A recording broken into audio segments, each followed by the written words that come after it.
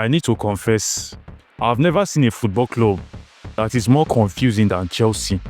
Chelsea have been interested in Xavi Simons for the past 1 month. Even Xavi Simons was interested to a move to Chelsea, but all of a sudden, everything just changed.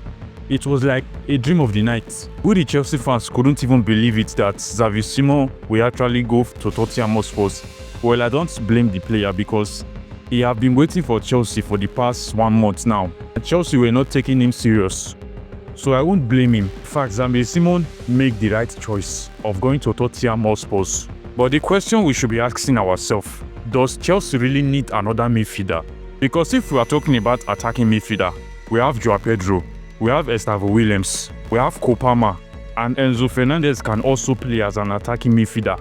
So what is the stress or need of going for another attacking midfielder at the first place?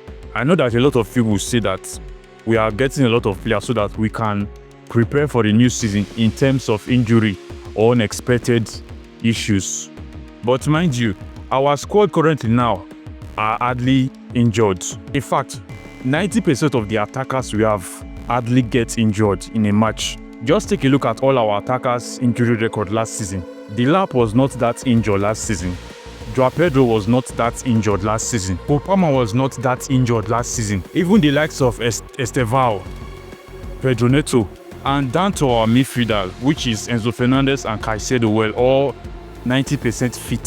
So bringing in another player like Garnacho or Xavi Simons might actually make them to be a bench warmer. Because despite the fact that Chelsea signed Garnacho, that doesn't mean that Garnacho will become a starter. Or that doesn't mean that Garnacho can bench Jamie Gittins. Because currently now, Jamie Gittins is our bench player. Because it seems that Estavio might make the starting 11 that Jamie Gittins. And personally for me, I don't see someone like Garnacho starting for Chelsea anytime sooner. Because that is just the reality of it. Now, back to why we are here. Chelsea are going to be playing Fulham tomorrow. I know that 50% of Chelsea fans have totally forgotten due to Xavi Simons' disappointment. But let's focus on the match that we have tomorrow, which is against Fulham. Now, mind you, Fulham can be a very stubborn team, especially against Chelsea. Now, let's forget the fact that Fulham draw Manchester United. But besides that, they can be very stubborn sometimes, especially players like Iwobi and Bassi, even Smith Rowe. These 3 players can prove to be a problem for Chelsea tomorrow. But I trust Enzo Maresca knows what he's going to do against Fulham tomorrow. And I also trust our defense and midfield, especially Caicedo, to get the job done. Now, we all know that setting our defense lineup is not that kind of a big deal. And we will go with the usual. Corella as a left back, Rich James as a right back, Chalobah either in the left or central midfield, central defense. And maybe we can put Achipong or Tosi. But personally for me, I prefer Achipong to pair with Chalobah because I'm not pleased with Tosi performance against West Ham in our last match because Tosi were really slacking in that defensive line. Now back to the midfield, we'll go with the usual. Enzo Fernandez and Moises Caicedo. Now let's forget the fact that Enzo Fernandez scored against West Ham last week. Enzo Fernandez's performance have been poor in the beginning of this season, especially against Crystal Palace. And I don't even see any impact he put against West Ham, to be sincere, and that is my opinion. But nevertheless, Enzo Fernandez will still start against Fulham tomorrow because Andre Santos is not showing any promises at the moment. Now, this is my predicted lineup against Fulham. Now, the reason for this my lineup because there is no update yet on if Palmer is fit or if there is still the injury. In fact, let's just assume that Palmer is injured at this moment. But if Palmer is not injured, then this will be my preferred starting 11 against Fulham tomorrow. But on a realistic note, this first lineup is my main predicted lineup. And mind you, I know that a lot of Chelsea fans love the idea of when Enzo Maresca starts Joao Pedro and Delap in the same match.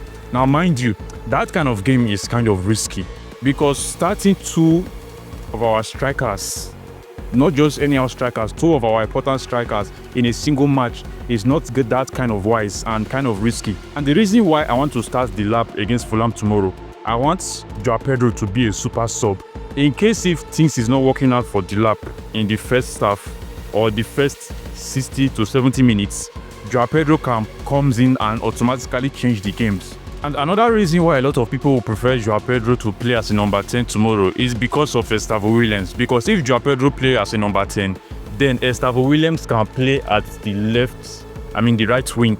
Then Neto can shift to the left wing. But mind you, Jamie Gittins have only made one Premier League start, which is against Crystal Palace. And we all know that Crystal Palace defense was kind of solid. Even Pedro Neto and Joao Pedro and Delap could not even break in. So I think Fulham case will be kind of different tomorrow. And that is why I say Jamie Gittins deserves another Premier League start to prove himself. Because this guy needs a lot of game time to adapt. Because currently now, he is one of our natural left winger. When I mean natural left winger, he is only a left winger. He's not a versatile player. His best position is at the left wing. So starting Jamie Gittins tomorrow can be a huge opportunity for him. Now, even if people still agree with my information, they will still suggest Joao Pedro should start over Delap. Yes, I understand.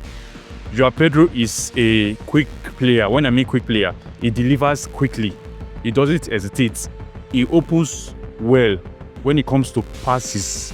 But hear me out, Chelsea fans. I know 90% of Chelsea fans will criticize Delap that upon all the Chelsea players that scored against West Ham last week, Delap was not able to score. A lot of delusional Chelsea fans will say that, and that's why they will prefer Joao Pedro over Delap in some cases. Now, let me remind you, if not for Delap, Gustavo Williams couldn't have made that assist. Yes, you heard me right. If you are the type that watch football carefully, when I mean watch football carefully, you watch football with your knowledge, not with your eyes. You can see that when Gustavo Williams made the pass to Malo Gusto, then Malo Gusto made the pass to Delap. What Delap did there actually led to Enzo Fernandez scoring the goal at the end. Delap was able to hold the defender down, was able to pin the defender so that Gustavo Williams can make way and drives in. And that is why Gustavo Williams was able to make that assist. That is what we need Delap for tomorrow. We need Delap to weaken Fulham defense. And maybe Delap can find a goal. And even if Delap didn't find a goal, once Joao Pedro comes in, Fulham defense would have already been weakened by Delap's pressure. And that would have actually made way for Joao Pedro to score more goals tomorrow. So Chelsea fans, do you still think it's a bad idea to start Delap over Joao Pedro? Drop your opinion at the comment section. Now, early on, I stated that there are many dangerous players that are in Fulham, which is Iwobi, Bassi, and Smith Rowe. And I know that Iwobi will be following James' side tomorrow. And I believe that if James starts tomorrow, James can successfully lock Iwobi. But if it's Gusto that is starting tomorrow, then we are going to be in big trouble because Iwobi is going to destroy Malo Gusto. This is not a joking matter because Malo Gusto is not a good defender at this moment. But if Rich James is starting, then that area will be totally locked. Same goes with Cucurella wing. The only problem that we are having tomorrow now is our central defense. Who will Enzo Maresca pick between Achipong and Tosi? So Chelsea fans, which one do you prefer? Tosi or Achipong? Drop your opinion at the comment section. And if you like this video, make sure to subscribe to my YouTube channel because I'll be dropping latest Chelsea updates, match analysis almost every day. Thanks for watching and see you on my next video.